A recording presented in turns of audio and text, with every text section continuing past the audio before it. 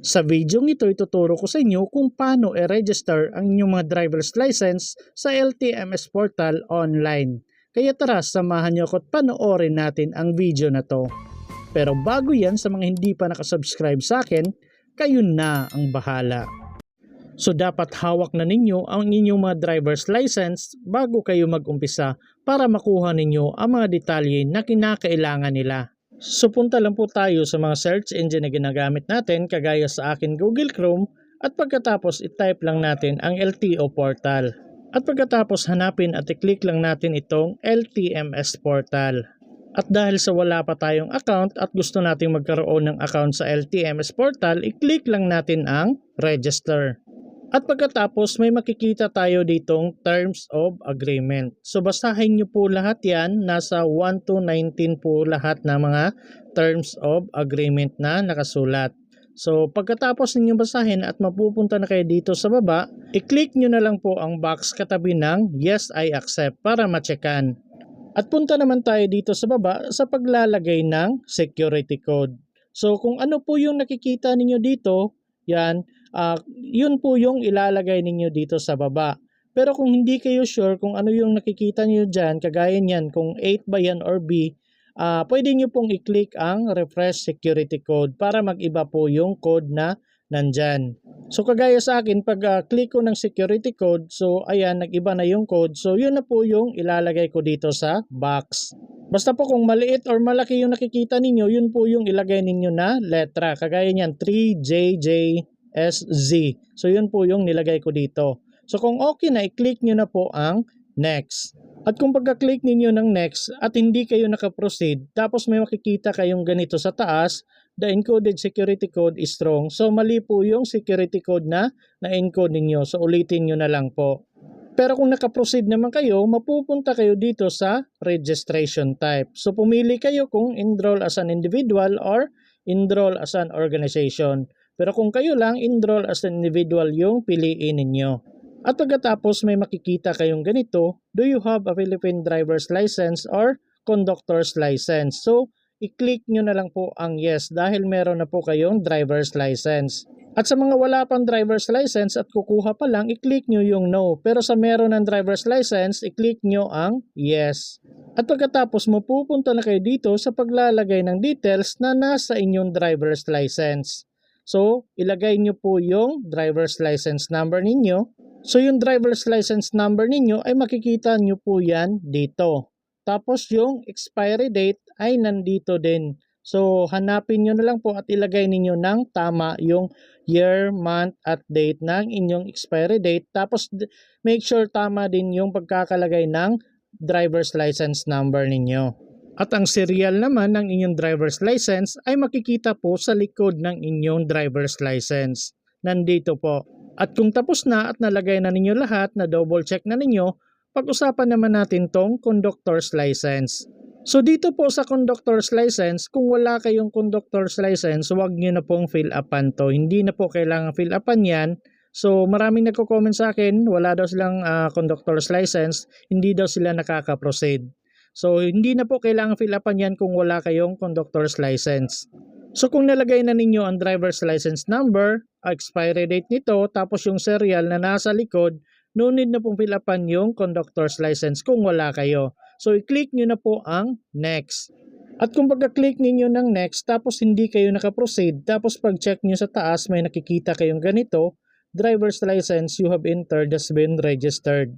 Or minsan, may makikita kayong ganito sa taas, the driver's license details do not match. So hindi po nagkatugma kahit tama naman yung nilagay ninyo na details. So marami talagang ganito guys na nagko-comment sa mga videos ko bakit daw hindi nagmatch yung mga details na nilagay nila. Na double check nila tama naman lahat yung mga detalye na nilagay nila. At minsan din, yung iba, yung driver's license has been already registered. So hindi pa daw sila nakapag-register pero already registered na yung driver's license nila. So sa mga naka-experience ng ganyan, may video po kung ilalagay sa description box, hanapin nyo na lang po. Ituturo ko sa inyo kung ano ang dapat gawin para makapag-register kayo kung ganyan yung lumalabas. Pero kung pagka-click ninyo ng next guys at ganito yung lumabas, napunta kayo sa paglalagay ng personal information, at nakikita ninyo may nakalagay ng last name, first name at middle name. Tapos yung date of birth nandyan na rin, tapos yung gender ninyo nandyan na din. So proceed na tayo dito sa paglalagay ng mother's maiden name. So dito ilagay lang po natin yung last name, first name at middle name ng mama ninyo nung dalaga pa. So take note po guys, maiden name. So pangalan ng mama ninyo nung dalaga pa yung ilalagay ninyo dito. At i-double check nyo pong maigi yung pagkakalagay ng last name, first name at middle name na hindi po magkakabaliktad. At kung okay na, i-click nyo na po ang next. At pagkatapos mapupunta na tayo dito sa paglalagay ng contact information. So dito kailangan ninyong maglagay ng email address at confirmed email address. So make sure po yung email address na ilalagay ninyo active at nabubuksan ninyo. Kasi magsasend po sila ng link doon. And by the way guys, i-share ko na lang to sa mga nakalimutan yung email address nila or hindi nila alam yung email address nila pero meron silang cellphone. So makikita nyo po yung email address ninyo dito. So i-click nyo yung Gmail na application ninyo. Then pagkatapos may makikita kayong ganito, yung may square dyan, i-click nyo po yan. So ito na po yung Gmail account ninyo, makikita nyo na po, yun po yung email address ninyo at yun po yung ilalagay ninyo dito. At sa mga nahihirapan talagang gumawa ng email address, may video po akong ilalagay sa description box kung paano gumawa ng email account. At kung nalagay na ninyo ang inyong email address at confirmed email address, punta na tayo dito sa baba sa paglalagay ng inyong cellphone number. So ilagay nyo na lang po yung cellphone number niyo dyan. Then pagkatapos i-click nyo ang create account. At pagkatapos may makikita na kayong ganito, you are successfully registered. So may sinend silang link sa Gmail account ninyo. Kaya sabi ko kanina dapat active at nabubuksan ninyo yung Gmail account ninyo kasi magsasend sila ng link at dapat within 24 hours ay nabuksan ninyo ito kasi kung hindi automatic itong madidelete. So punta lang po tayo sa ating Gmail account, then pagkatapos may makikita na tayong email ni LTO. So i-click lang na po daw natin tong link para makakreate tayo ng password. Pero kung hindi gagana ang link na to guys, pwede nyo i-click yung link dito sa baba, yung kulay blue pa rin. So kung na-click nyo na, may makikita na kayong ganito. At pagkatapos mapupunta na kayo sa paglalagay ng bagong password at confirm password. So dapat yung password na ilalagay ninyo nasa minimum of 8 characters. So dapat daw yung password na ilalagay ninyo may at least isang number tapos isang letra. Tapos yung letra dapat may isang maliit at isang malaki. So sa akin pagka-click ko ng new password, automatic na may nakalagay na ganito. So may inirecommend sila na password na automatic na masisave sa inyong Google account. So pwede nyo pong i-click yung use password. Pero ang kwan lang nito guys, hindi mo masyadong maalala yung password kasi napakahirap. Pero at least masisave sa Google account ninyo. Pero pwede nyo pong i-click yung create my own password para sarili niyong password yung gagawin ninyo at madali ninyong matandaan. So kung okay na at nalagay na yung bagong password at confirm password at na double check na ninyo, i-click nyo na po ang set password for login. After that may makikita na kayong ganito, your account has been verified and confirmed. So may makikita din kayo sa taas na save password para ma-save sa Google account ninyo in case na makalimutan. So pwede nyo pong i-click yan, pwede rin pong hindi.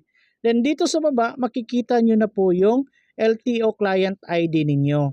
So itong LTO client ID ninyo, ito po yung napaka-importante kasi ito po yung gagamitin ninyo once mag-login kayo or yung email address ninyo. So mas maganda isulat nyo na po yan or screenshot nyo yung LTO client ID ninyo para hindi ninyo makalimutan. So kung gusto niyo po makapasok sa yung LTMS portal account, so ilagay niyo po yung LTO client ID ninyo dito o yung Gmail account ninyo. Then dito sa baba ilagay niyo po yung password na ginawa ninyo. So kung okay na, i-click niyo na po ang sign in. So ayan, makakapasok na kayo sa inyong LTMS portal account. So dito makikita nyo na po yung digital ID ninyo. If ever nag-drive kayo tapos wala kayong driver's license na dala, pwede nyo pong i-open to tapos ipakita nyo yung digital ID ninyo. Or kung gusto ninyong mag-renew, pwede kayong mag-take ng exam dito online. And by the way guys, sa mga gusto mag-renew ng kanilang driver's license, may video pong ilalagay sa description box kung paano mag-renew ng driver's license. At para naman sa mga hindi nakakaalam kung ano lang yung mga sasakyan na pwede nilang imaneho ayon sa kanilang driver's license, may video din po akong ilalagay sa description box. At sa mga gusto naman ng reviewer ng professional, non-professional, English or Tagalog, may video po akong ilalagay sa description box. Hanapin nyo na lang po para makapag-review kayo.